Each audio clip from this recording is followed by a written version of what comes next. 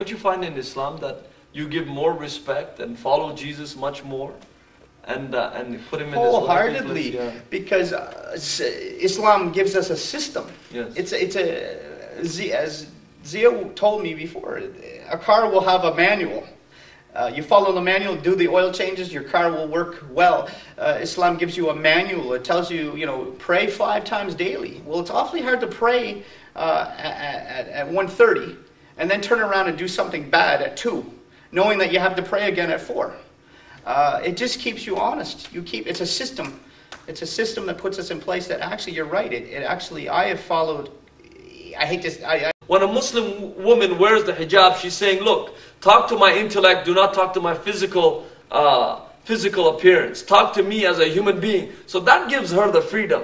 I don't know why people are so upset now by Muslim women covering themselves. Even the doctors are saying, please cover yourself because skin cancer rate is going up, because we have literally destroyed the ozone layer. So the skin cancer rate is literally skyrocketing. So I think with every aspect of Islam that is there, and as I stated before, that لِيُذِرَ عَلَى دِينِ كُلِّ, that it will supersede all walks of life. وَكَفَى بِاللَّهِ شَهِيدًا, and Allah is witness unto that. Why is that? Because it is not a forceful statement that we're making, but we're making it energetically for you to see that that you may be sitting in your room thinking that, my life is down, I'm not feeling good, I think I need a change in my life. Why don't you give Islam a try? Why don't you actually see all these myths that are out there that are totally false? Why don't you see how it fills you up with spirituality? Because if you were to die, for example, if you were to hit by a car, you would fall down on the ground and your physical body would still be there. But what actually leaves you? When you die, when your soul actually is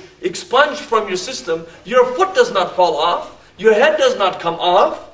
Nothing is saying, well, when the soul leaves, the hip actually is removed. It's not. No one can see any physical negativity in you in terms of say that something has actually been removed from you, but actually it has been removed, that the spirit has gone out from you, the thing that used to make you animated. So that soul, when it is expunged from your system, that has left you lifeless. So in order to feed that soul, because people usually feed all this, now you have vitamins, you have herbs, minerals, and all these things in order to feed you, which is a good thing to stay healthy, because a sound mind is a sound body. But at the same time, a sound spirituality is also very good for the system. Why?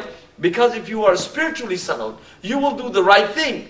Now we feed ourselves materially, but we don't feed ourselves spiritually. So if you're sitting in that room down and depressed, do not despair, because Islam is not for the people who despair. Get up and do something about it. Read a book. Acknowledge the one who has created you. Come to the way to see the light. Why? Because we have a democratic right to actually give there. All views are actually taken into consideration. And so if the view of Islam is there, this is our right to actually purport it. Wouldn't you say that, my dear Watson? Sounds good to me. All right. And we're going to show you, just to show you now, we're going to show you the takes, the 5 takes of trying to get this right before we started on our very best. Yes. So we leave you with peace. We leave you with goodness. And we actually would just like to tell you one last time to give Islam a try. And even if you do not want to join it, at least give it some respect, because it has a lot to give back to humanity. What would you say as I was just going to say the word that each Muslim uses to greet each other, Assalamu alaikum. Yes. It means peace be unto you. Yes. And what better way to end this as Assalamu alaikum? Yes. And don't leave your life to chance. Take a step forward and do the right thing.